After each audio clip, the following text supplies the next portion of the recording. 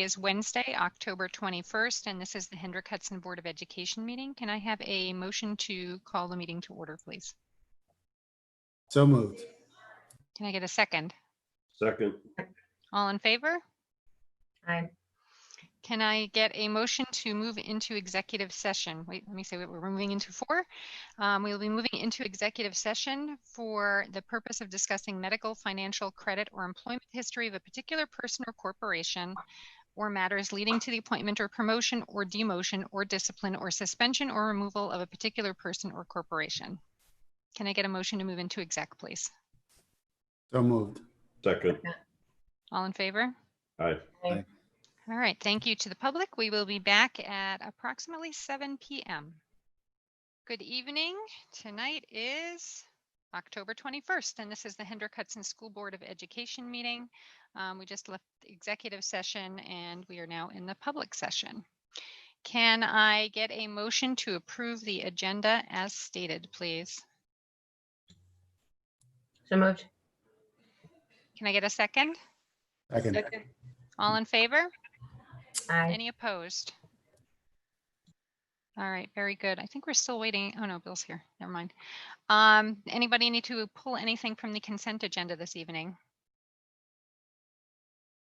All right, can I get a motion to approve the consent agenda, please? Motion to approve the consent So agenda. moved. Thank you, Corey. Can I get a second? Second. All in favor? Aye. Aye. Any opposed? Okay, we are going to change the order around a little bit. I guess, Joe, do you want me to do the items removed from the consent agenda first and then the presentation? He's not on video at the moment. All right, so let's do that. So we've got a couple of items removed from the consent agenda. There are both donations. And the first is a donation from the Barbara Katzenstein Scholarship Fund from the Office of Special Education has received a donation in the amount of $72 to be utilized to pay for partial summer camp funding for students with significant handicapping conditions.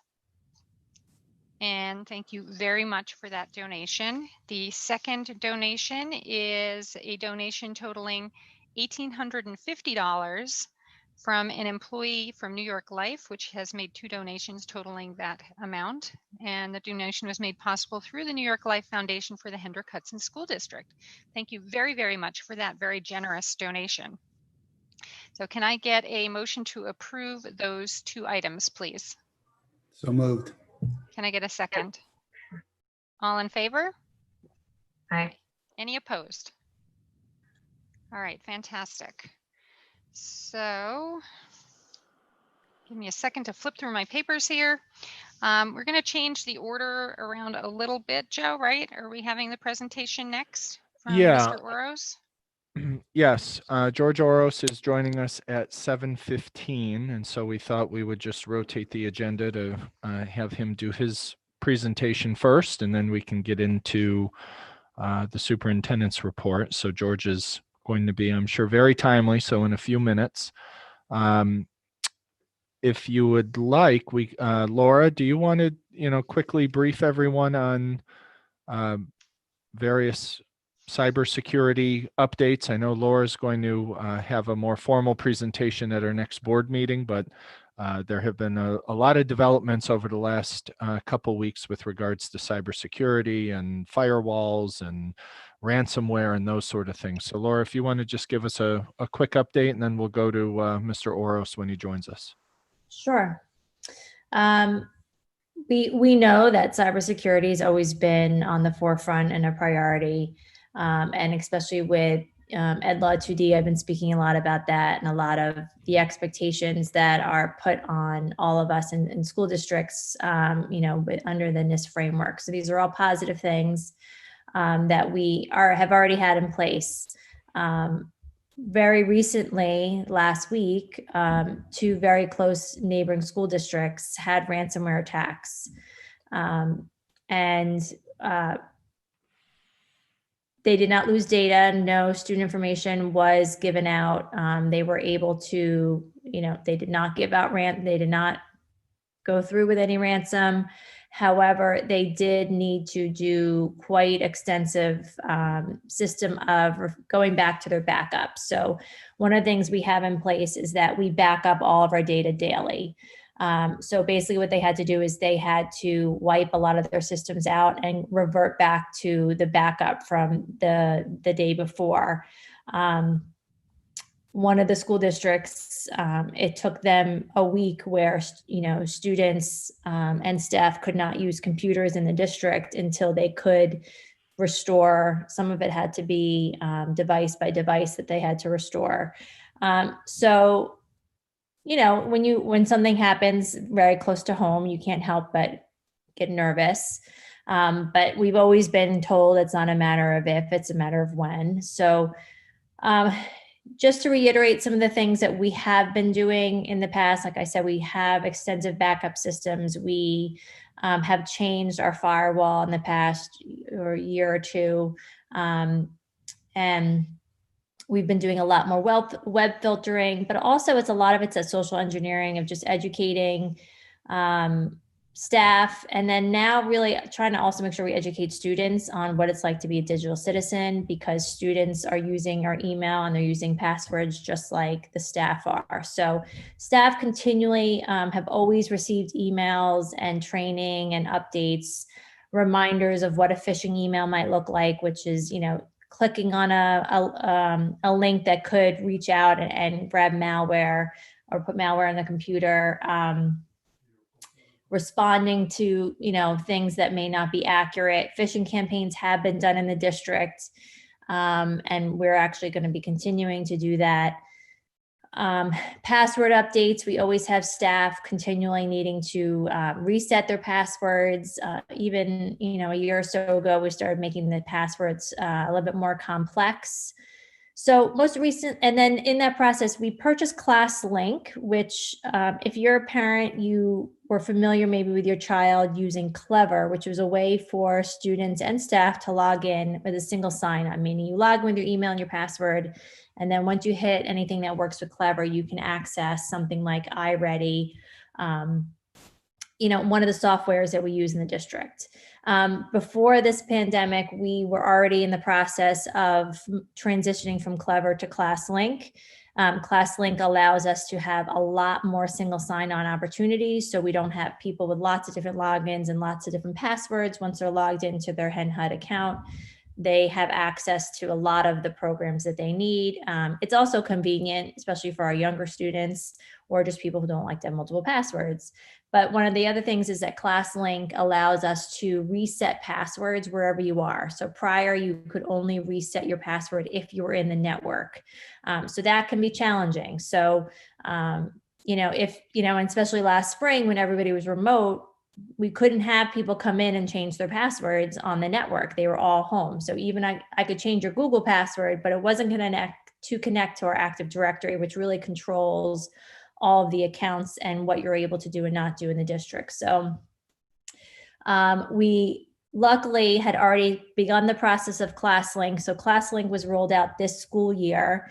I sent a communication out to all parents last week because we were doing a slow rollout with ClassLink. There's been a lot of stress on teachers and students and just all of this learning environment. And but we just didn't want to wait any longer with the password resets. We just felt like it wasn't worth the risk. So we had all of the students and teachers already before that, but had all of the students reset their passwords, set up a password recovery process with ClassLink. And so I did send information about that home. We have lots of links on our website for students and families to access ClassLink. In our student and family website, there are directions on how to, set up the recovery process, how to reset your account using ClassLink if you need to. So we have that information out there. So that way, because before we actually had students who would have the same password for their entire 13 years in the school district. The password never changed, which is really a security issue. So now we have put the ownership onto students and to families to change passwords on a regular basis, make them complex. And I think it's important for kids to learn to do this. This is part of being a digital citizen. So they are in the process, it's a little bit cumbersome right now, and there's some frustration as students are trying to figure out how to do it. But I think once we get through the swing of things, it'll be a real positive thing. And we're really also just, we're looking into additional security measures that we can put onto our devices, maybe endpoint protection on individual workstations, and not just relying on our filtering and our firewall. And yeah, I guess that's the biggest thing, is really that's affecting the families right now. There's a lot that goes on behind the scenes that no one really is aware of, that we're constantly doing and checking and monitoring. And I have to say, I was able to speak to EduTech, who's our contractors for technology, and they were involved with a district that had this attack. And because of the systems in place, now they didn't have everything exactly the way we have it, but they were, again, able to identify very quickly that something was awry and stop it. And then again, utilize the backup systems that they had in place to restore all the data. So we're hoping that we don't end up in that situation. And I'm confident that if we move forward with an additional protection that would, again, protect the endpoints, which is the individual devices on each, everybody's individual computer or laptop, I think we're going to be in a good place. And again, just trying to keep people in the know. Don't click on links. And I have to say, our staff have been really good over the years. I'm constantly getting an email from someone. I'm not sure if this is accurate. This looks kind of suspicious. Gmail has its own, phishing alert within it, but usually people will forward an email if they're unsure if it seems legitimate or not legitimate. So they're very aware.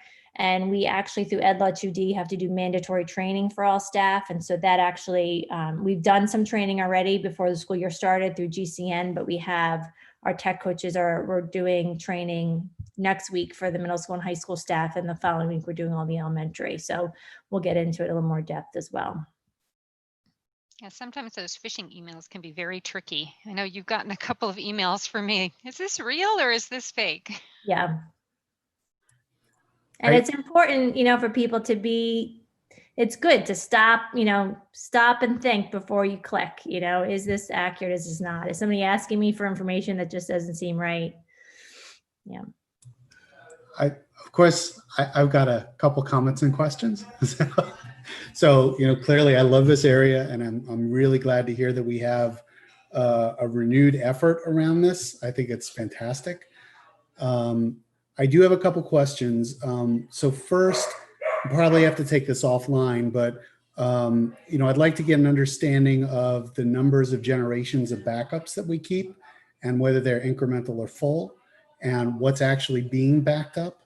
So that would be helpful, but not something for the public. That's an offline discussion. Secondly, have we talked about requiring two-factor authentication? Because I know that's something that's not, from what I've seen, it hasn't been required. Yes. So for anybody who's an admin on the technology, so any of my EduTech staff and myself included have to use two-factor authentication, just even to get into my regular Gmail account and or to get into any of the backup servers and systems. We would love to put two-factor authentication on everyone. The challenge is that it relies on staff and students to have something to do the two-factor authentication with. And traditionally, for me, I use my cell phone or my iPad as to get to two-factor authentication. You need to have service. So we started piloting it with some of our teachers, and they just don't have good cell service in the building. And per our policies, we can't put the internal network, Wi-Fi network, on someone's personal device. So we kind of run into that challenge. So we're trying to figure out what are some workarounds with that. But the people who have the greatest access to anything have to have two-factor authentication. Okay, and then I can definitely share with you the increments of the data, because there's daily, but then there's lots of multiple versions of other kind of backups. And then even our financial system is backed up in 2 different places. Yeah, and two-factor doesn't necessarily have to be an external device.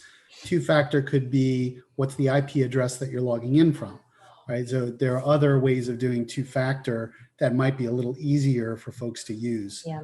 But I'd love to see that happen. Last question on the vulnerabilities. So I only see what's been written about in the news. Maybe you've gotten more insight, but what were the actual vulnerabilities that caused the ransomware to be successful in those districts? And how have we addressed that? Yeah, so they don't know that yet. Okay. And so there's forensics are still investigating. I have put forth the idea of this endpoint protection, and I met with the vendor that's been doing a lot of our other services last week regarding this. And the value of that would also include forensics, and it would also include, we're already, a lot of our devices get quarantined, especially personal devices that come in, which is great. You know, it identifies there's something wrong, we're shutting this computer down from continuing to spread. But with endpoint protection, it would really just lock down if it was on my computer. And especially now that we have teachers, bringing laptop home, students bringing laptops from home into the network, it locks it down.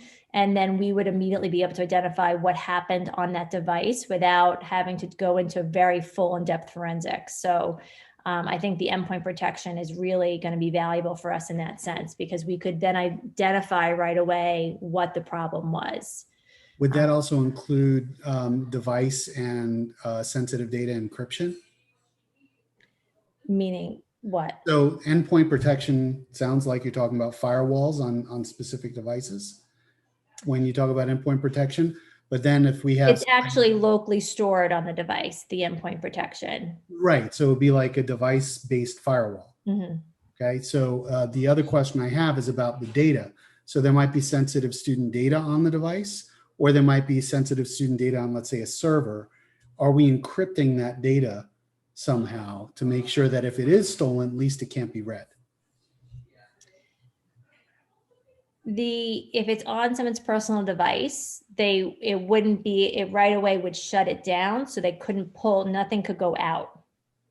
So they couldn't pull data. So like what happened in the other school districts, no data was actually taken. Mm-hmm. The malware was brought in and then it shut everything down. So that, and they don't even have as much as what I'm proposing or that we already have.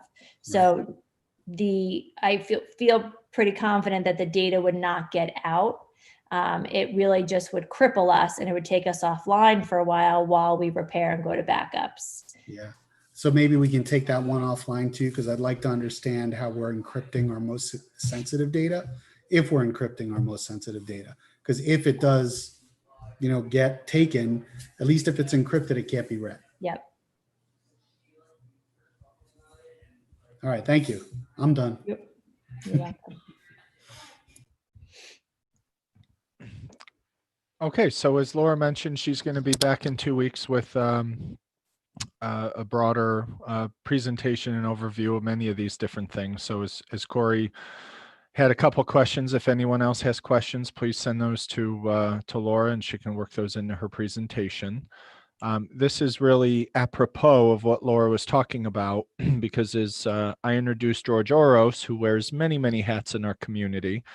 George is working with the town of Cortland and working with the Hudson Valley Gateway Chamber of Commerce. And this is now our 3rd year in a row of having George come and present an overview of economic development throughout the town and economic development that could impact our district.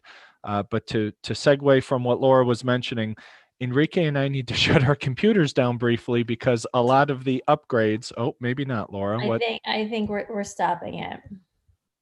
Okay, we have 20 minutes and 21 seconds. I'll be brief. Okay. No, well, we're stopping it on the back end. So, but in case it doesn't, but if Enrique and I black out, it's because we have to restart our computer briefly to get some upgrades. But George, welcome. Thank you for joining us. Greg Cavallari, who's our producer of our board meetings, is going to share the screen. And okay, George, welcome, and just walk us through. Okay, I will do that. But thank you, Joe. And you say I'm wearing many hats these days. As my hairline recedes, I am. That is very true. So So this is it, Cortland, where life works. And it works for your business, your employees, and your customers. And that's the essence of a branding campaign the county, back in my old days, the town has launched. And this PowerPoint is just a brief explanation of what that campaign is like. When I started with the town a little bit over a year ago, one of the things I discovered, I went out and met with commercial real estate people and developers and investors, mostly from down county, some from New York City. And a few of them actually made the trip up here. When I drove them around our area, they were surprised, really. They didn't realize what a hidden gem the town of Cortland and all the area here is. And that set off a little bit of a fuse in me. And I went to the supervisor and the town board and I said, we need to get our message out and entice people from outside of this area to come here to look to invest and to open a business. And so we started a branding campaign. And this is the brand we came up with, Cortland, where life works. The problem was it was developed and ready to be launched in late March. We were going to launch it at the Business Council of Westchester's annual expo, which is held late March. But of course, COVID hit. So that put everything on hold.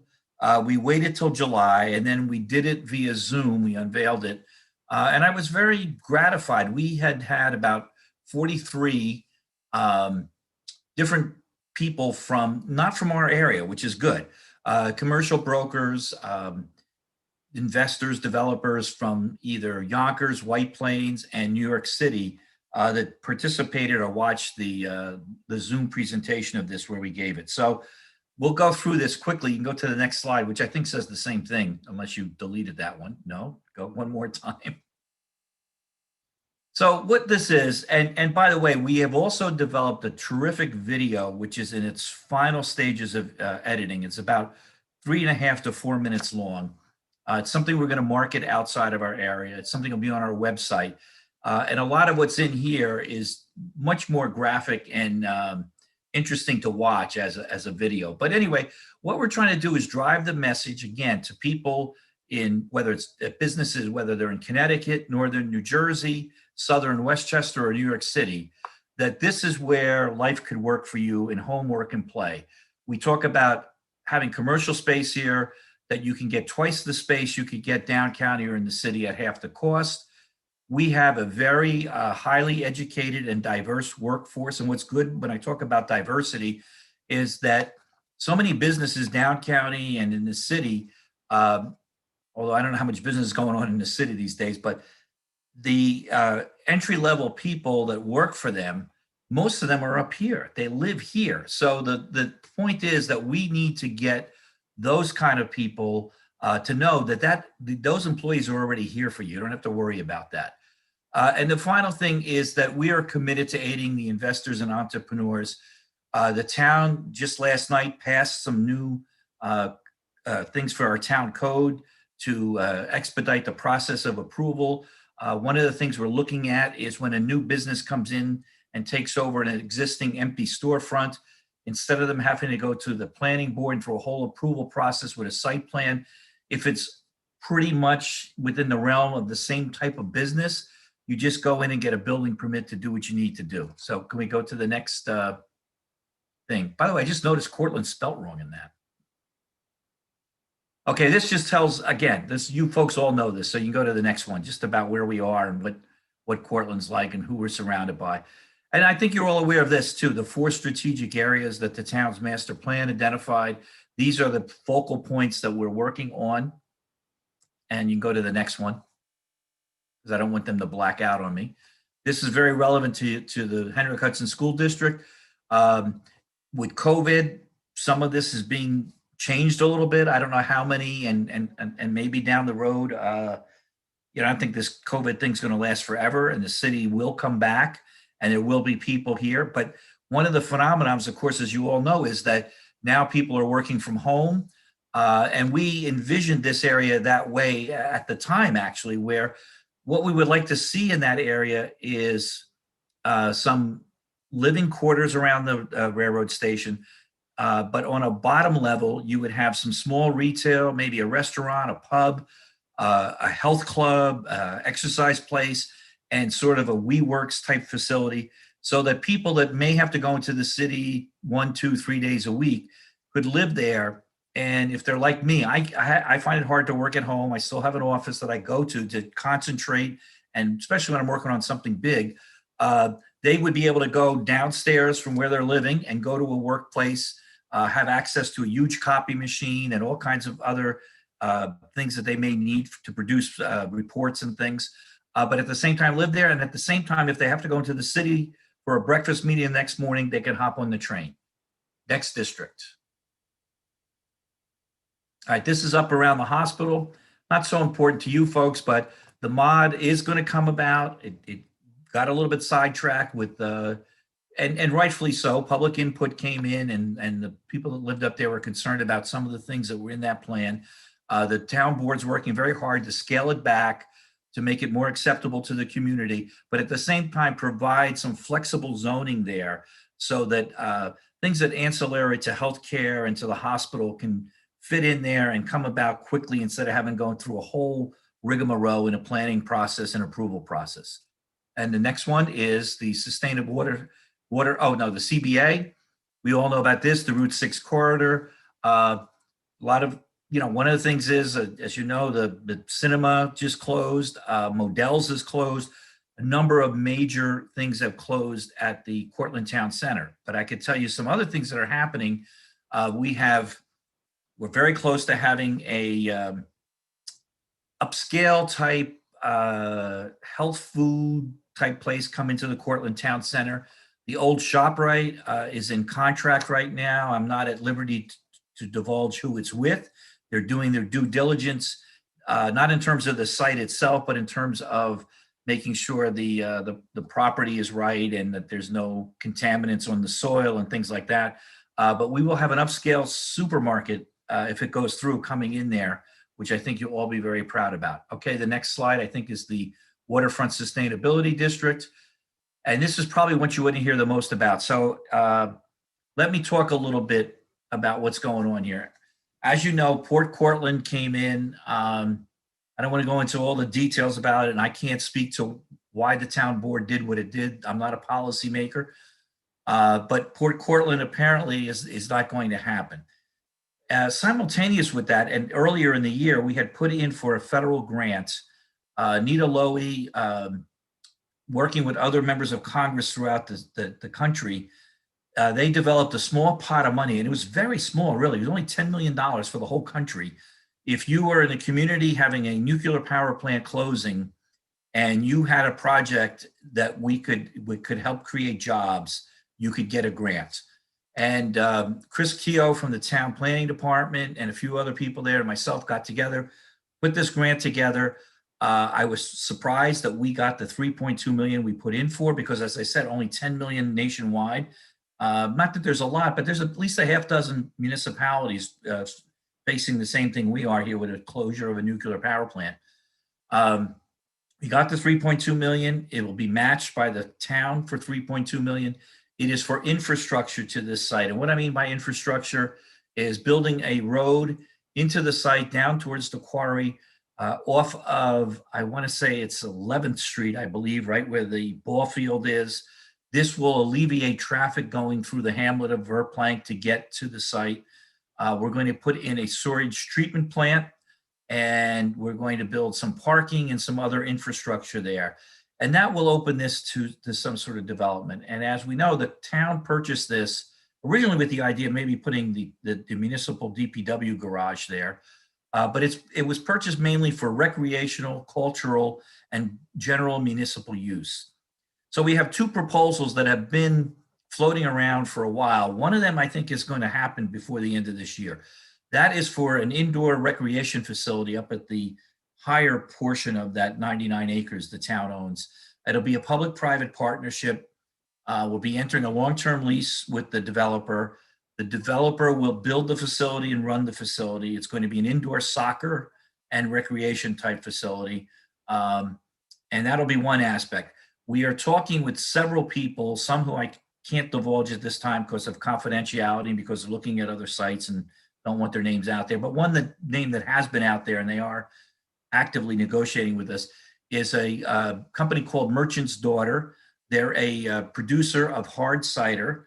They currently produce their cider up in Dutchess County. They need a bigger facility. They don't have any storage there. They're storing it currently in North Salem and some of it in Portchester. If you go into some of the local liquor stores around here, you'll find Merchant's Daughter hard cider is there on the shelf. They're looking to come down here because they want to build on the waterfront in this site and have a little tasting room and whatever there. So those and other things that are brewing, no pun intended, are there for that site. And the grant will help bring us that infrastructure that can help bring that about. Let me just also talk, I think, let's go through the rest. There's not much more here to the PowerPoint, I don't think. But what I want to tell you about the PowerPoint. Oh, so these are some of the facts. I'm sure you guys know all this stuff. You can go through these quickly. But these are facts that are very important to people outside of our area, especially businesses and developers and investors to know. You know, we do have a high level of disposable income here. One of the good selling points, you talk to people that do business trying to develop in Westchester County, and you talk to some of these folks and they'll say, geez, I come in 1 year with a plan and the town board and the supervisor or the mayor are very enthusiastic, and the next year they're out of office and I have to start all over with a new group. Portland has a political stability. Portland has a the town has a very stable budgetary process. I mean, the town taxes have gone up very little. We have a good reserve. And those are important things to somebody who wants to invest in the town. You can go to the next. And again, here's talks about some statistics. You know, another thing that a lot of people don't realize that are outside of our area, we have the only Amtrak station between, other than Yonkers, between Albany and New York City. We have 2 Metro North stations. We're about 30, 40 minutes from 2 airports, both Stewart and Westchester Airport. And we have the Beeline bus service, and we have a pretty good highway network. And we have a bridge over to the other side, even though it's a little bit tough to get there up the old goat trail and stuff. Nonetheless, that's much better than if you're in Ossining or a little bit further down and not close to the Tappan Zee. Okay, I think there's one more slide, I think. Yes, we're here for you. And I think that's it. You can, maybe there's one more, but it probably just says to contact me. Go ahead, one more. Or is that it? That's it. Okay, let me just say another thing. What we're doing is, as part of this outreach, we have run both print ads and digital ads in the Westchester Business Journal. We've run them on something called Real Estate Impact, which goes to about, oh man, lots of brokers that are covered by what's called the Hudson Gateway Association of Realtors, which includes the Bronx, Manhattan, Westchester, Dutchess, Putnam, Rockland, and Orange counties. We also have been in the New York Real Estate Journal. Just came out. Some of you, if you follow, you probably don't follow me on Facebook or LinkedIn, but the article was just published yesterday in that, and we have the ads. So the whole idea of that is to reach out beyond our boundary lines here and let these businesses know. And honestly, it's ripe for development because a lot of people that are in the city, whether it's business or residential, they're thinking of getting out of there for a host of reasons, which I think we all know about. I just want to touch, I hate to be doing a soliloquy here, but 2 other things I want to touch upon. You probably know the town has engaged the services of a planning firm called KGD. They're looking to do sort of a mini master plan for the hamlet of Montrose. They're going to work with both the Montrose Matters, the Montrose Business Association, and the Verplank Residents Association. And you may have also heard that I think just last night the town board passed a resolution, and the supervisor and the town board have put together what they're calling a tri-village task force. It's going to be comprised of 9 people. And representatives from the Village of Buchanan, the town of Cortland. I don't know if it has the school district. You guys should speak up about that, school district. And also from Montrose Matters, the Business Association, and the Verplank Residents Association. So They're going to help guide this this outfit called KGD, not KGB. They're over in the Soviet Union, Russia, but they're going to be putting together this little mini master plan for Montrose. So there's a lot of things in motion. As we all know, COVID really stalled a lot of things. I mean, when I put my plan together with the marketing plan or the branding campaign, and I spoke to the town board back in March, I went just today through my checklist of where I'd be. And I was supposed to be in July, August, and September making cold calls on real estate brokers and investors in New York City. And obviously that hasn't happened. So hopefully this thing goes away soon and we can really gear up. But we've laid the groundwork. We have a great message to get out there. And I am so committed, and the town board is very committed to bringing in some desirable ratables to this area that the community can embrace, but will also augment, with the tax base. So I think I've said enough. If anybody has any questions, I'm more than happy to answer them, if I can.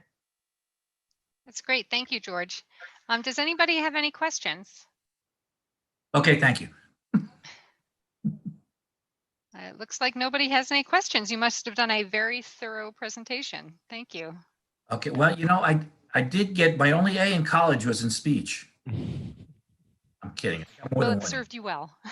Thank you. I just a quick comment. George did mention it, but I want the board and the community to know that we are active members in the Montrose Business Association. We are part of the founding membership group to make sure that Montrose has a voice, and we've partnered with them on a number of initiatives, whether they're volunteer initiatives or some of their fundraising initiatives. But a great group of people, and we're happy to participate with them. And George, I know you already said you can't divulge certain information, so this isn't a question, but a comment or a wish. I only know of one upscale grocery store, and its name is Wegmans, and I drove 45 minutes to Wegmans over the weekend. So as a upstate New Yorker, I'm sorry to break it. It is not Wegmans. no, It's not Wegmans, and it's not Trader Joe's. So I might have narrowed down that list enough to know. All I know is that when I mentioned my wife, Mary Ann, she said, "Oh, great." So, I don't do a lot of grocery shopping these days, but. okay. All right. Thanks, everybody. All right, thank you, George. Here we go. Okay, now I'm unmuted. Before we start our superintendent's report, I just wanted to say a couple of things.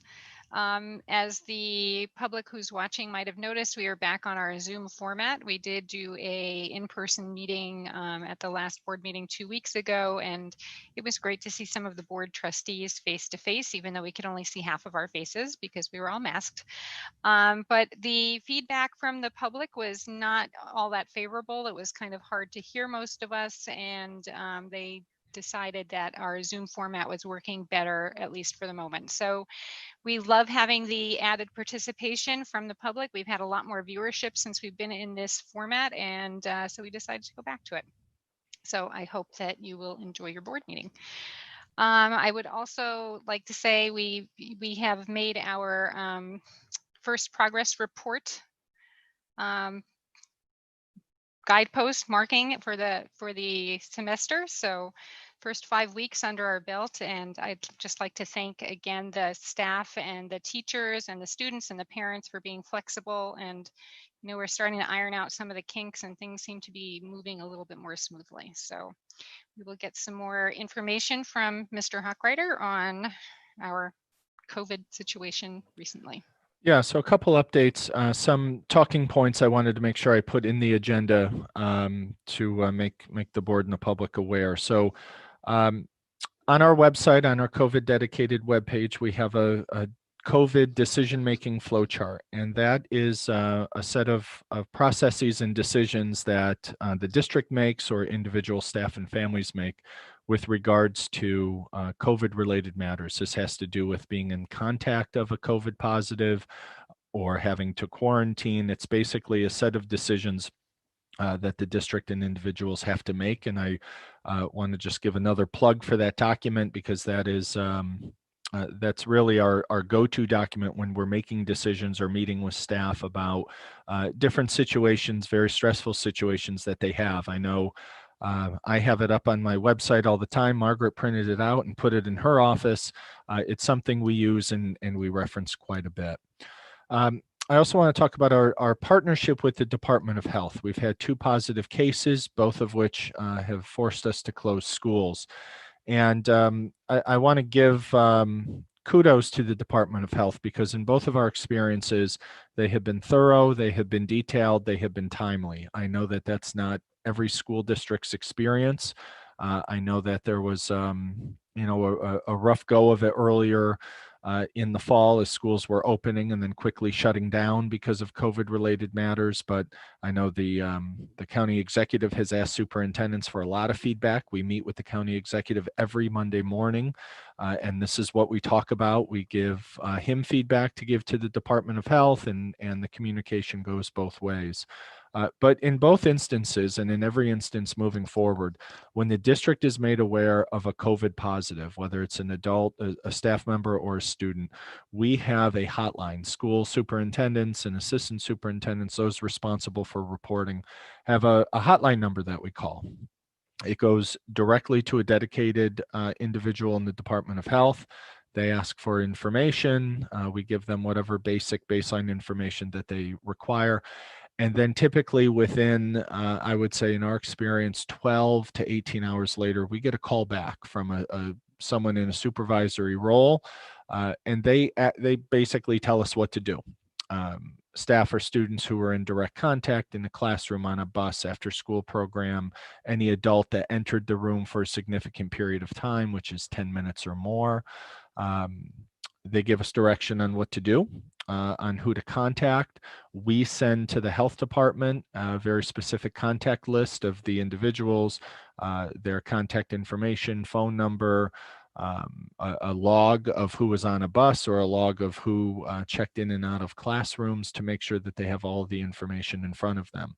In both instances, and I would suggest going forward just because of efficiency purposes, in both instances, the school district started the initial contact or communication with the contacts of a positive, because we can do that quickly.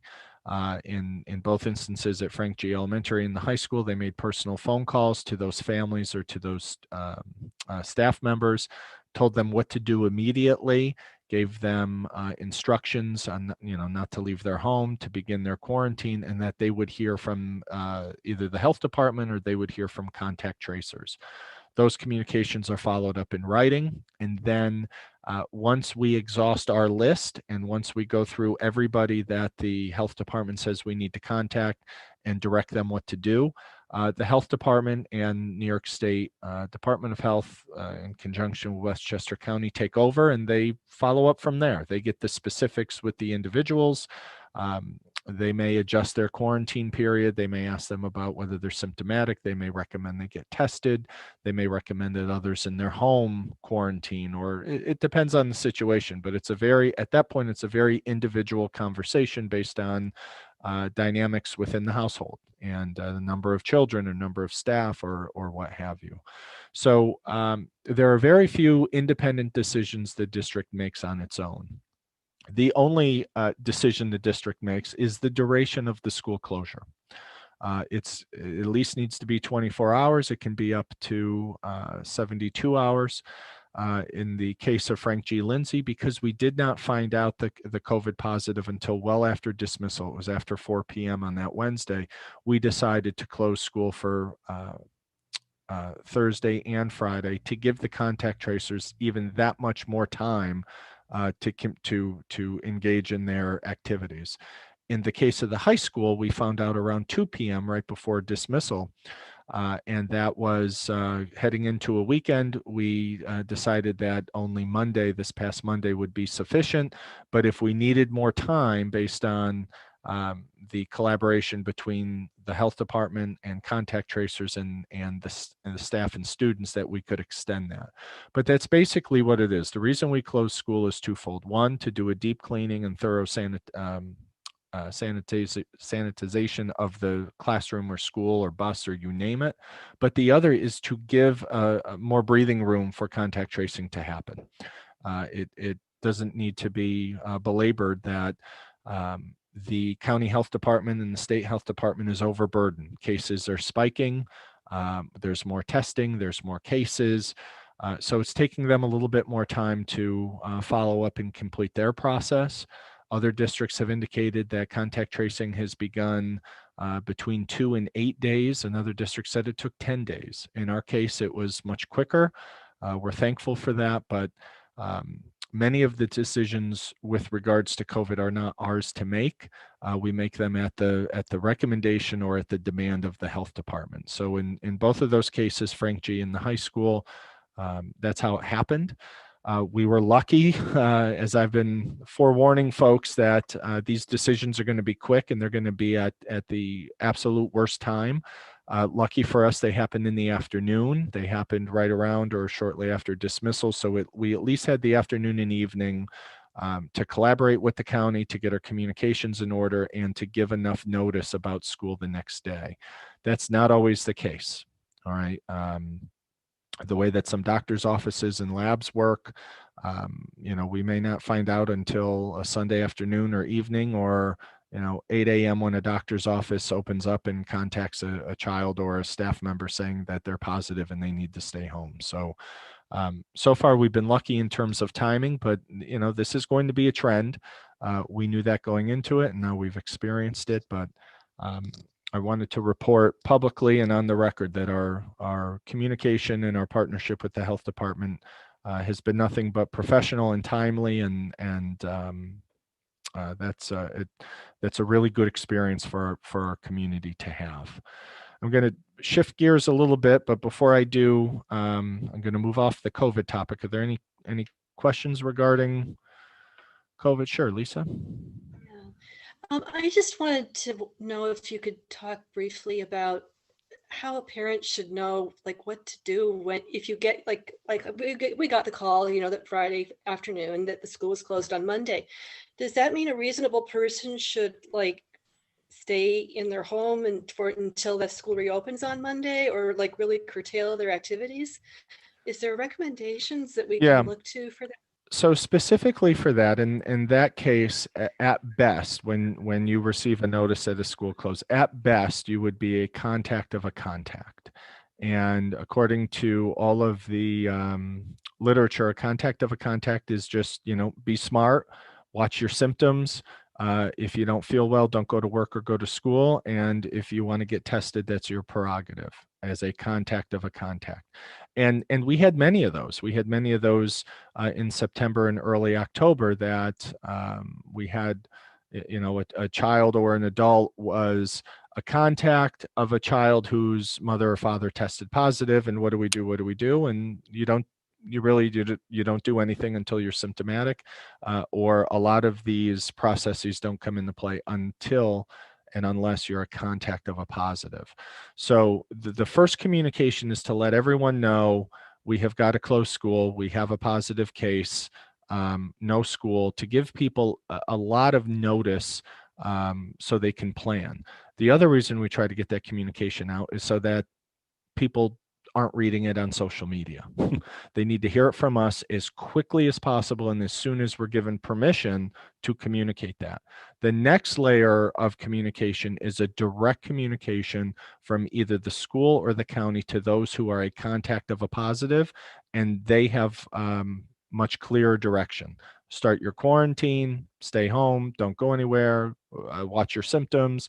If you want to get tested, here's where you can get tested, and we provide all of that information for them. Alex? So when the contact tracing is complete, are you getting a call to say, okay, it's safe to reopen schools? We are not necessarily getting a call. And in both cases, we did not get a call. What the health department does is they give us a recommendation to close school to give them some more time for contact tracing. But they work, in both instances, they worked with me directly, and they worked with both principals to identify any other ancillary people that needed to be contacted or that potentially needed to be quarantined. But they do their work, and there is not necessarily a loop close on their end.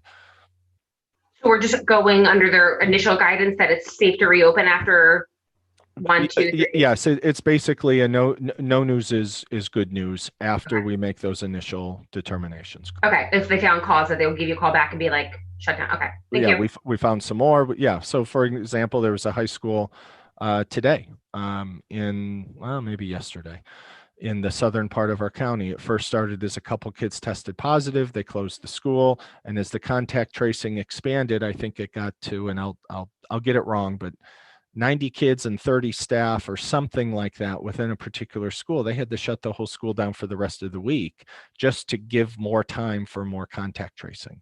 So the health department does follow up and does make additional recommendations if their investigation of contact tracing yields that they need to give, that the district needs to take more aggressive steps. Thank you. Lori?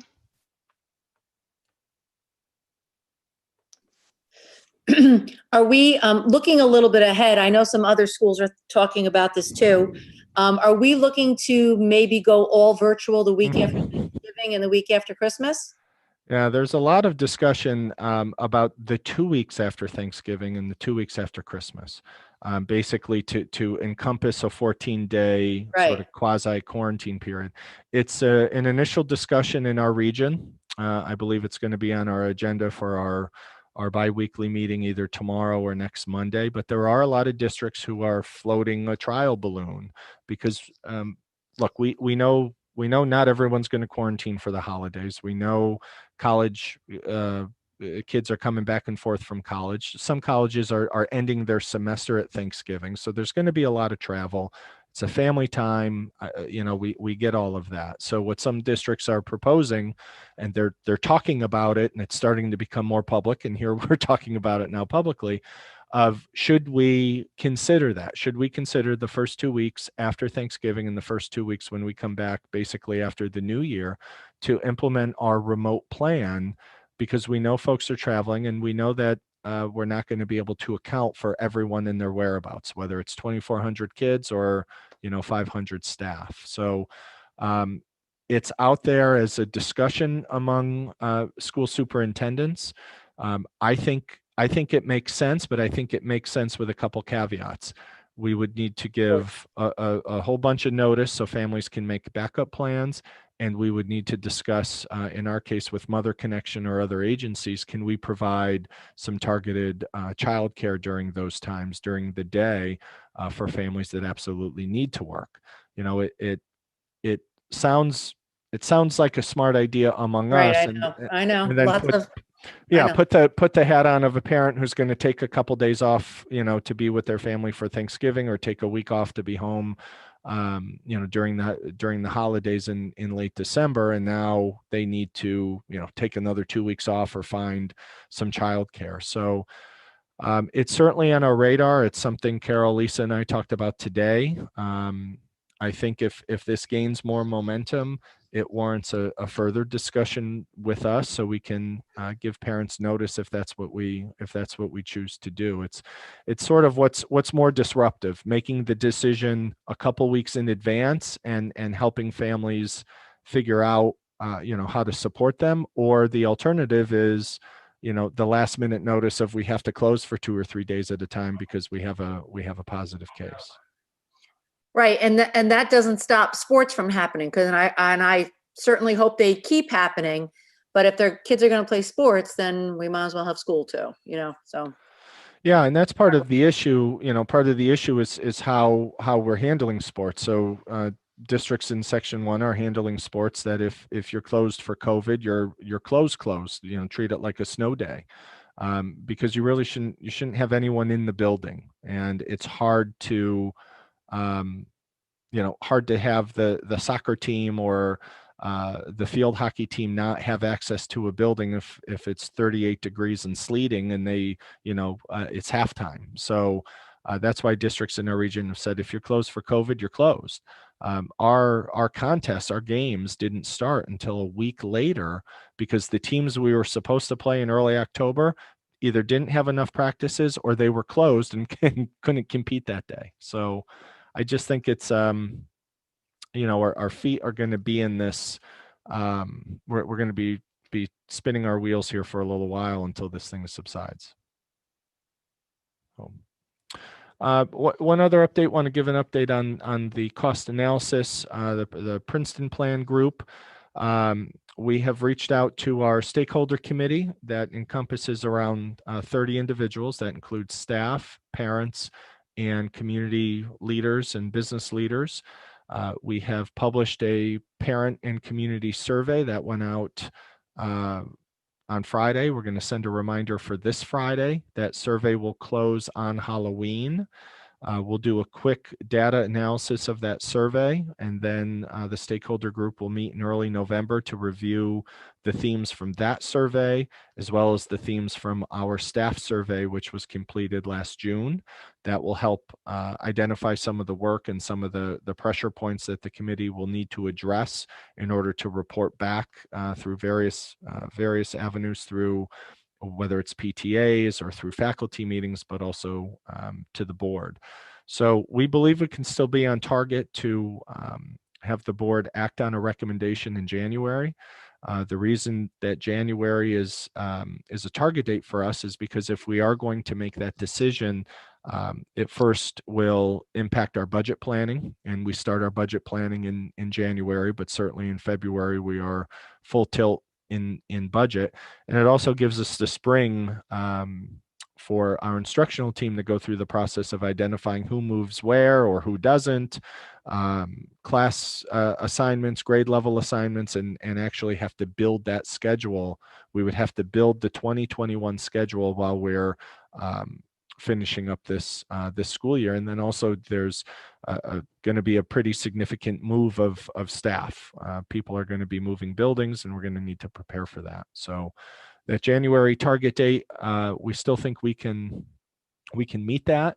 The committee meeting virtually may be a blessing in disguise, because we could probably meet quicker and more frequently because it's going to be virtual. We don't need to worry about people traveling or meeting in large spaces and socially distanced. So that group will meet in November after the survey closes, and we'll keep everyone apprised.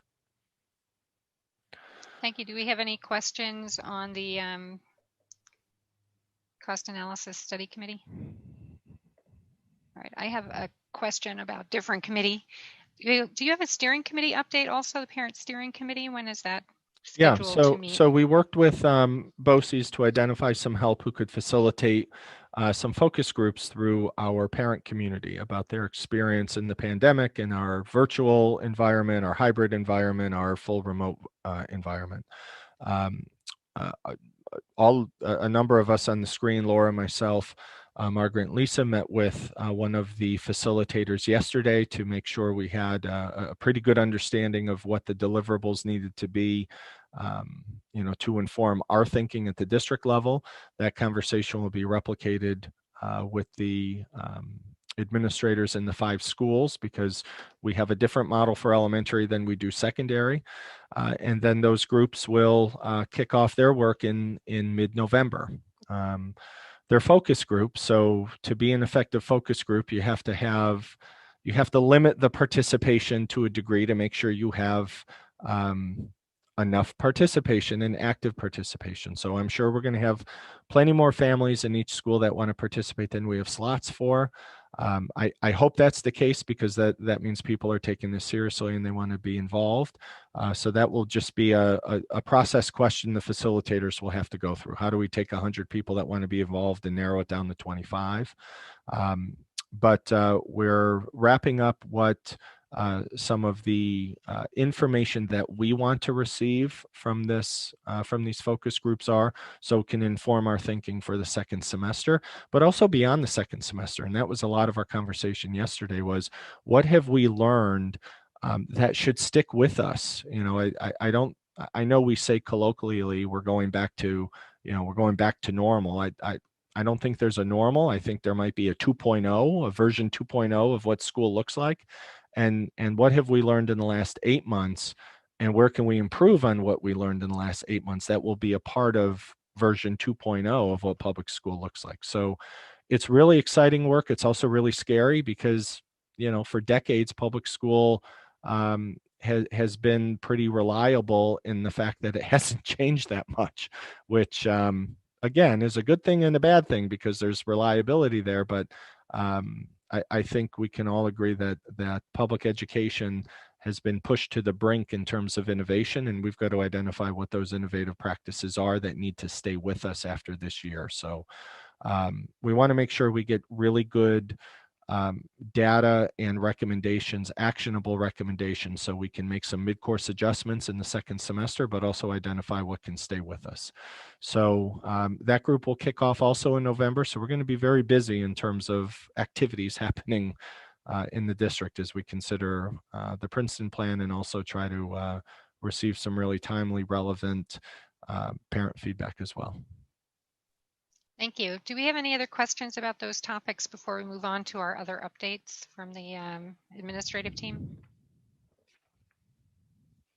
My last update, and then I'll turn it over, we'll start with Enrique, is just to remind everyone that November 3rd is election day, but also because it's election day and 2 of our schools are being used as a polling site, we are going to be fully virtual district-wide. So Tuesday, November 3rd is a virtual instructional day. It was going to be a superintendent's conference day, so we didn't intend on having kids in the building anyway, so kids will be home, but they will be learning. We'll implement our remote plan on November 3rd. And with that, I'll turn it over to Enrique for some business office updates. Hey, Corey has a quick question. Oh, I'm sorry, I didn't see. So after election day, there'll be a lot of people coming in and out of the schools. How are the schools going to be cleaned and fumigated effectively? Because it's the aerosols that we worry about most, right? How are they going to be cleaned so that it's safe for the kids to come back and the faculty to come back the next day and staff? Yeah, that's a really good question. So the 2 schools that are being used are Frank G and the middle school. So Anthony Merlini and his team with Enrique are putting together basically a cleaning schedule for those facilities. So the gymnasiums will be the only parts of the building that will be used, but yes, there will be corridors that people will need to walk through. So he's going to put a plan together to see if they can effectively and efficiently do a deep clean of those specific areas of both of those schools between when polling closes, well, actually when they leave and when kids are to return on Wednesday morning. And will that include air filtering? Because I mean, if the polls close at 9 and they really can't effectively start cleaning until 10, is that enough time for the aerosol and, you know, everything in the air to clear? Yeah, I'll ask him and I'll report back. But a lot of the most significant and some of the most robust cleaning agents we use, I'm going to get it wrong, but I thought Anthony said had a 90 to 120 second time that it needed to stay on the surface in order for the active agents to work, but I'll double check and I'll get back to you. But I'm concerned about the air too, right? It's Yeah. not just the surfaces, it's the air. Yep. Okay. Yep, I'll report back. Thank you. Okay, Enrique, some business office updates? Thank you. Yes, not much of an update, just we're finishing with our financial statements from last year. Like I mentioned, our fund balance went up. It was a good year. And hopefully in 2-3 weeks, we will be able to have a committee with an audit committee with the auditors. Number 2, you understand what you approved tonight. Back in 2010, we did a $4.6 million capital project. Today, our rates are around 2.5% to 3%. We are going to refinance those rates, and hopefully the rates will be about 1% or less, and we expect to save about $60,000 to $70,000 after the refinancing. The other part that I want to mention is that in November, we're going to refinance the bond for the $18 million project. Because of the issues with Indian Point and when the maturity of our prior bonds mature, that is in the year 2023, we're going to be paying very little capital in the next 2 to 3 years. Like that, when the other bonds mature, we will start paying more capital, and like that, we're going to have a good balance, and all those issues. I'm just updating our projections, and they are in our projections. So if we don't get any bad news from health insurance and from TRS, I think that next year can be a good year during the budget cycle. Any questions? Looks like not. Thank you. I'm glad to hear that next budget cycle looks like it could potentially be a good budget cycle. That's a surprise. Well, we'll hope so. By November, we'll know TRS and we'll know health. And if that comes as I hope it will, we're going to have a good cycle. Margaret, you want to give a quick update?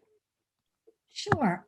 So we are in the midst of checking in on everyone and making sure that all of our teachers have what they need, answering some questions. I think overall, everybody is starting to relax a little and recognize what the situation is. There's a lot of angst when it's unknown, but now that we're in school, kids are showing up every day. Everybody is starting to feel their feet, and I have to say, incredible flexibility on the part of staff. So I had a conversation with Joe the other day about moving the people that we moved around, and we repositioned 13 elementary teachers, added 3 brand new teachers, and created 11 classes in what is essentially a remote mini school. And then add on that the fact that the secondary teachers are teaching hybrid and full remote kids. And I think we should be pretty proud of what we've accomplished in these opening weeks of school. People are opening their arms to one another, sharing, collaborating, asking good questions, making good suggestions about materials. It's really a delightful experience. I think personally, I feel terrible. I know Lisa shares this regret with me. I don't think I've spent this much time in my office, and I feel horribly confined.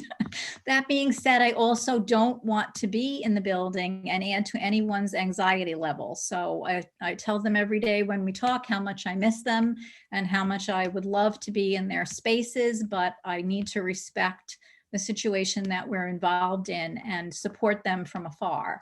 So I want to do a quick shout out to the Education Foundation, who has provided us with a grant to create 720 take-home bags for our elementary families.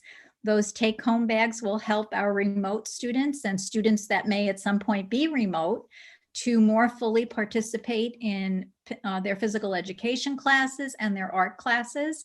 I think they'll be excited when they get those materials. We're trying to figure out how we're going to put those together, but we will forge ahead and manage that. So hopefully within the next 2 weeks, that process will be undertaken and sent out to the principals to distribute. I also want to say for everyone, I know the principals are reminding everyone on their various communication platforms. Monday is our first early release day.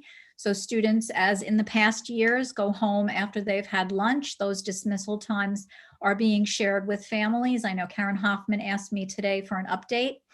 And we will spend our afternoon in professional development. We have some outside consultants working with us virtually at all levels. And we also have time for staff in the department and the grade level to work together. So I think everybody is looking forward to a time to just step back and engage with one another. And see where, not only how far they've been in the short time we've been here, but also how they're going to take on the coming weeks before we have a next opportunity. So that should be a very fruitful afternoon. As we shared earlier, we are, I think Joe shared this at one point, we're meeting with the elementary principals tomorrow to brainstorm a series of conversations we've been progress monitoring. So looking at the potential for expanding live opportunities for the remote students to have specials. Also checking in to see where we are with content areas. So everyone at elementary is teaching science and social studies. We had to send some teachers for training for the science program that's already underway. And of course, everything is virtual this year. We're continuing to support our new staff. So Laura and I have met with both the first year teachers a week or so ago to walk through the expectations for their portfolios that will come to all of you. And this afternoon, I met with teachers in years 2+ to talk about their expectations, the courses that they'll be engaging in or already are engaged in, and our technology certification for them. So I think we're off to a solid start, and everybody, like I said, it's impressive what we've been able to collaborate on to make this go as smoothly as anybody could expect it to be. So thank you to everyone who's played a role in that, and I look forward to continuing those partnerships. Thank you, Margaret. Does anybody have any questions? Alex? I have a follow-up to the remote learners, and you're meeting with the principals tomorrow to brainstorm how we can bring live specials to our remote learners. Is there any, when can parents expect that might be rolled out? Like, are we? Depends on what's shared tomorrow. So Okay. we asked them to look at their staffing. Remember that, as I said, we've added a lot of sections at elementary to bring the class size down to 15. So if you're a special area teacher, you had some play in your schedule to take on some of those additional sections, but in some cases, not all of them. So we have PE that meets twice a week, and PE is challenged anyway, even at the secondary level. You know, the guidance is to go outside as often as possible because we need to be further away from one another, 12 feet for PE, 12 feet for music. So most of those classes are taking place right now out of doors when weather permits. It's a little challenging to try to take your laptop out there if you're a teacher. So with PE, we've discussed this K-12, it's not just an elementary concern, that the teacher could set up the expected activity or lesson, if you will, and then say goodbye to the remote children, have them go off and do whatever the assignment was that they've given, and then bring them back in either at the end of the period or at secondary during their office hours. That's probably the most challenged special. Music is right behind it because music also has to be 12 feet apart.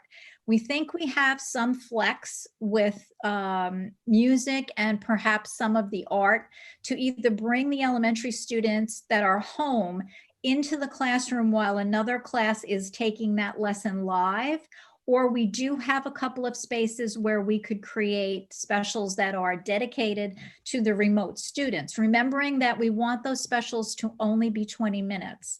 It's a long time to be remote in a class like that. So we're very cognizant of the fact that we don't want our remote classes at elementary to be a full day of school. That's an awful lot of screen time for kids. And honestly, I can get on and maybe model a drawing or an interpretation for kids and then stop my instruction and let them go off and actually do the work. and maybe through breakout rooms, do some leaning in if I'm an art teacher and asking kids to hold up and show their work. So we're trying to be creative.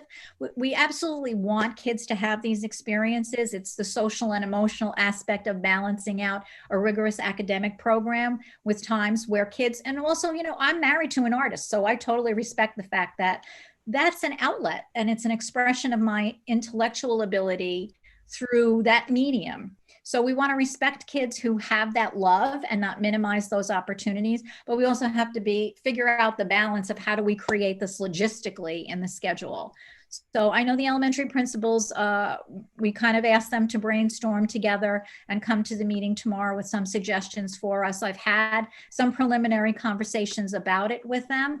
And that's just one of the many items that we're trying to attend to make sure that what we're offering remote, and that's true of 612 as well, is as close to the experience of being in school. But nothing honestly is ever going to replicate having those kiddos in front of us and engaging with us live and engaging with their peers live too. So, you know, hopefully it's a good experience. The best experience we can offer them is always what I'm shooting for, knowing that my heart would really have them in school with us if I could. Thanks. I'm looking forward to seeing what you guys can come up with. My second question, and Joe, you might need to jump in on this too, I'm not sure. For our K-5 students that have to quarantine at home because they can't pass the COVID screener, what does instruction look like for them while they're at home? Who's answering that, me or you? Why don't you start? Okay, so you know, it's a feel your way through this aspect. How long are we out? If we're out for a day or two, then we could certainly look at it as, you know, the teacher goes remote with the class. We already have a remote schedule for them to turn to. We started remote, so everybody understands what that remote feels like. I think that would be my first suggestion. It also depends on, you know, who's impacted here. And, you know, I don't know, is it the teacher that, you know, has this and perhaps can't teach? And then how do we backfill that substitute position? I'm more looking at, like, if there's one student that can't come because for whatever reason they can't pass the screener that day, how are they getting their lessons? I think you have a couple of ways to look at it. You could look at it as though it's a sick day. And so we can give you some work and you can complete your assignments and hopefully come back in a day or two. Or it's possible that that child could log in, so to speak, to the live instruction the way they're doing the hybrid at 612. I think those are important. It's already on the agenda for tomorrow, important conversations for us to have so that when, and I recognize that Frank G already went through this, but when this happens, if it happens again at elementary, there's very clear understanding of how we're going to proceed. If it's more than this many days, then this will happen. If it's less than this many days, then this is the action we take. So again, you know, an important conversation. I think it's not that we didn't expect this to happen. I just don't think we thought really that it would happen that quickly. And so we were not prepared to say blanketly, if we have to close for X amount of days, this is what you're going to do. So at 612, it's different because the hybrid's already built in. I think that's a conversation we need to put in place so that there aren't those questions for K-5. Thank you. Yep. Yeah, my only input is I think everything is kind of upside down now, right? Snow days could be learning days. You know, if you're home for a day, or if you're sick, you're really not sick because you can still participate. And I think that's a culture shift that we're going to start having that conversation tomorrow. Because if we're not careful, it could slip into my elementary student can be fully engaged whether they're in school or not, and then we may lose some of the meaning of school. You know, the hybrid model at the middle school and high school is out of necessity because it's about space and about the guidance of making sure 800 high schoolers aren't in the hallway at the same time. We were able to, and one of the few school districts in our region that has all elementary kids every day, and we were able to do that because so many families wanted to be out for a remote plan, so it just worked out. But I think dipping our toe into this water and starting the conversation tomorrow, and then eventually through other methods with our elementary staff is going to be really interesting. It's just a paradigm shift, that you don't have to come to school to be in school, including elementary now. That's not necessarily it's not the model that we have, but it doesn't mean it can't be a model that we adopt, or some practices that we adopt. Same thing with snow days. Districts are struggling with, okay, bad weather tomorrow, we'll announce it a day in advance and everyone's going to stay home. And that makes sense until at least weather Somebody's around power's here, out. you have, you're out of power, right? Or the teacher's out of power. Right. So it doesn't solve all the problems, but this is just so unique to us that I think there are going to be a lot of these one-offs.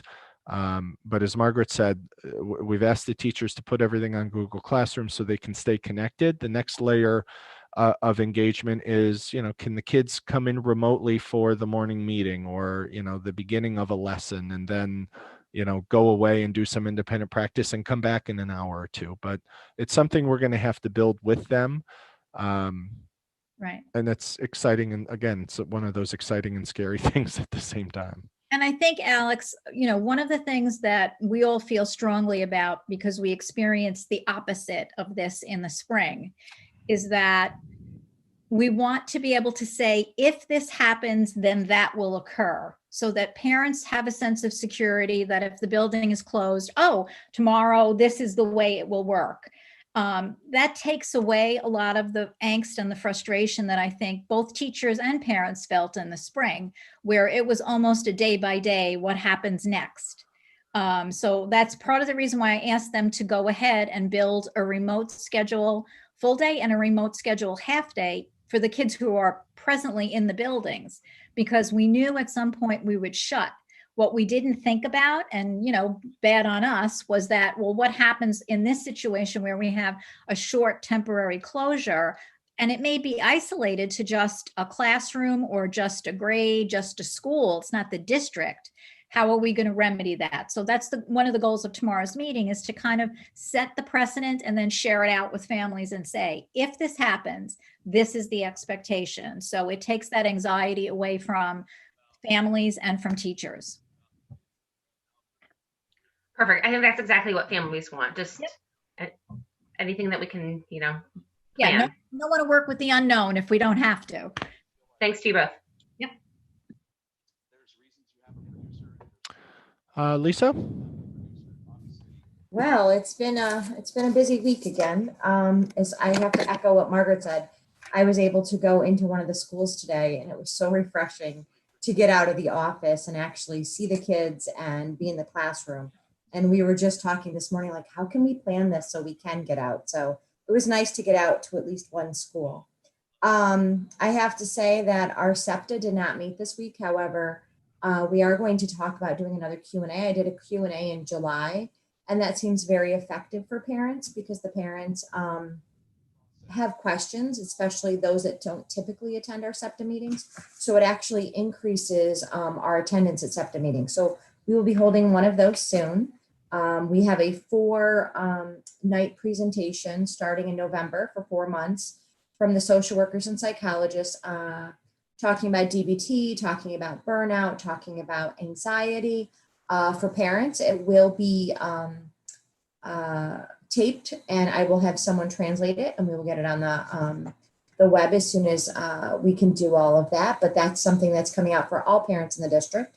It was put out on our webpage, and I believe Joe tweeted it as well, but we'll continue pushing that to the top of the page. Our classrooms, especially I'm talking Sailor and ABC, are mostly full at this point. Last year we had 16 tuition students. We have 4 new tuition students currently this year. So I think we have 2 open spots. 1 in middle school, maybe 2, I'm sorry, 3, and 3 at one of our elementary classes, but the rest of our Sailor and ABC classes right now are currently full.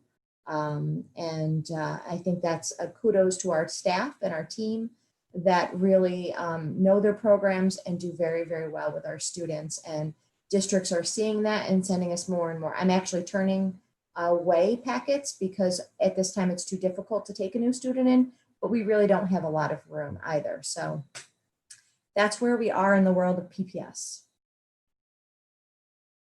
Any questions? Thank you, Lisa. Does anybody have any questions? Okay, Joe, did you have anything else? No, I'm good. Thank you. All right, you're welcome.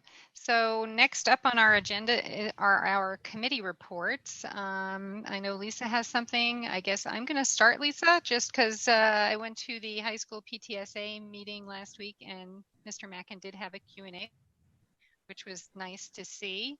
And the PTSA is doing a lot of good work. They're trying to get some committees together to plan some events for this year's seniors so that they're not caught in the same position we were last year in case this COVID situation continues, which at this point it looks like it very well may. They're also trying to get the after school activities started, amongst some other things. So it was a good meeting, and it's nice that I can kind of do double duty because I have a high school student and I'm also the liaison. So Lisa was there as well. And Lisa, you have some other committee reports for us, correct? Yep, I do. We had another one of the Westchester Putnam School Board Association town hall calls on October 13th. And this one focused on the adjustments that school districts are making as the school year progresses. Some of the discussions of changes are internal, some are also forming groups, kind of like what we're doing with our parent task force or our parent group that we're going to be putting together. There's fellow districts have been testing out new formats for in-person, remote, and hybrid learning, like we have been too. They had to manage COVID cases in school buildings and seeing quick pivots between the hybrid and the remote, just like we have as well. We discussed building board meeting formats, and we're in good hand. I mean, we're in good company here with what's happening with our meetings. There's people who've gone full in person, people who've gone full remote, people who've done hybrid, and it's kind of all over the place. But people are just trying to find the best things to make it work for everybody. Staff availability in other districts has also necessitated longer building closures. And I know we've talked about that being a possibility in our district eventually too. So those were some of the things we talked about. And then the other meeting I went to is Blue Mountain Middle School PTA. They had their meeting on October 14th. They also had a Q&A with Mr. Owens, like the high school had. And there was a bunch of questions about the Smart Button app and how that works and how to use it effectively. They voted on their budget and they're beginning the process of amending and revising their bylaws. And next week, Ms. Albanese is planning activities surrounding the Red Ribbon Week, which I know is kind of it's a neat activity that she's got going on there. Every single day there's something special happening that includes the remote and the hybrid kids, and it'll be nice to have that happen. And then the last thing Carol and I both went to, I don't know, did you want to talk about this, Carol, the Dr. Fran Wills? I thought we'd talk about this under new business and comments rather than, it's not really a committee, so. Okay, great. That's it then. Does anybody else have any committee reports for us tonight? Okay, we already did our presentation. So next section is our audience comments section. Carmen, did we have anybody this week?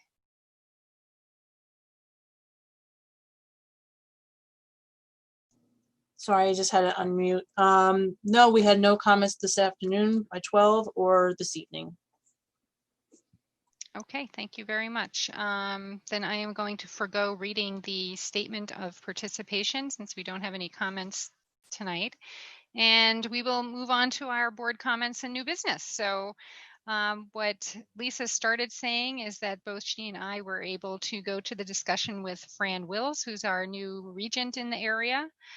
She seems eminently qualified. She's got a huge breadth and depth of experience in the education field, so I think she'll be fantastic. I thought some of the more interesting things that she said as far for me was that 1/3 of our students in Westchester, not the state, lack the appropriate digital infrastructure for remote learning. So she's a big proponent of getting funding and getting the digital infrastructure up to par for all of the students in Westchester. And she believes that policy is a convergence of interests. So she's a collaborator, which I appreciate as well. Lisa, did you want to add anything to that? I love the quote that she used, as well as one of the people who was presenting, introducing her, which is from Ruth Bader Ginsburg. We need to fight for the things you care about, but do it in a way that will lead others to join us. And she seems to really exemplify that as far as her guiding principles as to how she's going to be acting. And I was also really impressed with the presentation she gave and the perspective she had. It'll be interesting to see. It'll be good to see what happens, and be able to work with her on it. So in addition to doing the meet and greet with Fran Wills, I participated this morning in the first of 2 days of the NISBA annual conference pre-law seminar, which was also very interesting. There were a few lessons that were learned. That was the first section was an overview of lessons learned. And what I took away from that is Henhud really did a pretty good job compared to other districts. I was listening to the lessons that were learned from other districts, and we did a good job. We did very similar things. There were a lot of similar lessons learned. A lot of districts thought that they could have had more communication out more quickly and not kind of let the public know along the way, even though decisions weren't made from the state or from the schools. And I think a lot of districts kind of felt the same way, that maybe they could have done that a little sooner. And I know we've discussed that before. A lot of districts also use thought exchange and are continuing to use it to get feedback from their districts, as we had done as well. The next section that was discussed was a view from the state education department, so just kind of an overview. And then the last was evaluation and discipline during COVID. So, what do you do when someone misbehaves on their digital screen? And we talked about digital citizenship and those kinds of things. So it's very interesting. I'm looking forward to day 2 tomorrow. And then next week is the official NISBA conference. This is a pre-conference law seminar. And a couple of us are attending that as well. And the nice thing about having a digital or a remote conference this year is all of these talks are going to be videotaped. And if you can't attend them in person live, then you can attend them later via the videos. And for me, being a working person as well as a board trustee, I often can't attend these seminars because they're at inconvenient times and it's hard for me to get off of work. But this year I'll be able to view as many as I like, which is nice.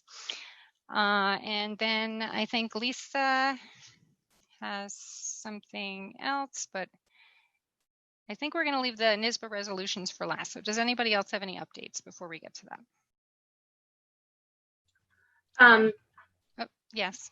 Well, I was going to let the community know that the Westchester Putnam School Board Association is hosting a series of roundtable discussions the week of November 16th. So it's for the superintendents and board trustees with some really timely topics that we can participate on, from ensuring safe facilities to providing extracurriculars and athletics, communicating with parents. So this is the week of the 16th. We hopefully a few of us can participate and report back after these roundtable discussions. Oh yeah, I saw those roundtable discussions as well. There are a lot of them that look really interesting. And I know, Allie, you and I had talked, you were a little concerned that if too many of us wanted to attend the same discussions, that might be a problem and we'd have to coordinate. It sounds like they're doing breakout sessions. So for all of the board trustees, I don't think it matters if all of us want to attend at the same time for the same thing. Hopefully they'll break us out into different sessions. I have a feeling that we would be kind of dispersed anyway based on the schedule that they have presented, because there are some of these from 9 to 10 in the morning, some from 12 to 1, some from 6 to 7. So depending on our schedules, I think we're going to kind of be pigeonholed into things. But yeah. Thank you. It looks good. All right. If nobody else has anything, then we should discuss our NISBA resolutions. I had asked for some feedback on whether anybody had any questions or comments about any of them, and I will leave this to Lisa to discuss. Okay, well, from what I've understood, there really wasn't any questions or concerns about any of them. So what we're going to do is go ahead and vote according to that spreadsheet that we sent out to everybody. The one question I'd had was resolution number 13. It talks about NISBA supporting legislation to authorize bi-directional communication between New York school districts and the New York State Immunization Information System to allow for efficient query and transfer of student immunization data. I was just wondering if we had any feedback from our health people in our district as to whether that was something they would like us to support, or whether it's not necessary or not a good idea. Yeah, so Lisa Schuckman can weigh in on it, and just want her to give an overview of what bidirectional communication is and why it's important, why we believe it's important for school districts to have that. So Lisa, if you want to give a quick assessment. So right now, we currently actually use, we work with the health department to kind of cross-reference our immunizations. Sometimes it's very difficult to get immunizations either from families, the parents don't have the most up-to-date immunizations, or we're getting a transfer kit in. So if we had a system that we could get in and look across the state, look across the counties as to where immunizations have been done and if they've been done, it would be very beneficial to the nurses. I know each nurse has a login to look at the county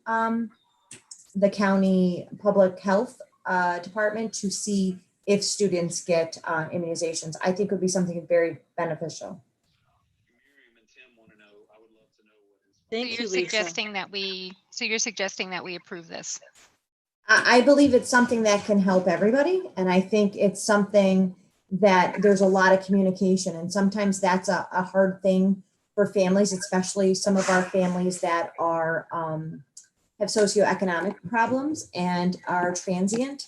They don't always have their records, and being able to find records quicker for our families is much more beneficial than waiting and keeping a kid out due to immunizations. And there's times that families have done it. They don't remember where they did it. They do not remember who their doctor was. So we want to make sure that if we can get to that information quicker, it benefits the student instead of penalizing them and keeping them out of school or not even enrolling if they're a transfer student. Thank you. That's really helpful to have that information, Lisa. Maybe just one last shot at it. Is there anybody else who had any questions about any of these resolutions or the? Well, Alex has a question. Okay. Just in regarding to that number 13, do you know if it limits the information to just immunization records and not the child's entire medical record? Because that would be my concern, is that we're then overstepping where we shouldn't have access maybe to information. Do you know? I don't, but when I'm reading this, it appears that it's the system that it's similar to the system we use for the health department, because it's talking immunization information. That's all they would get out of that. Mm-hmm. It's all about immunization data. It wouldn't give histories. Okay. All right. Any other questions or comments about any of the other resolutions? All right, great. So Lisa is our delegate. Mm-hmm. She will vote on these resolutions as per our spreadsheet on behalf of our district. And the business meeting for NISBA is on Halloween. It's October 31st. So very happy that you were able to participate in that. Does anybody else have anything else? Because I think that brings us to the end of our meeting. So the ones that are labeled 20 to 27, we don't have to worry about, right? Because they say not for recommendation, right?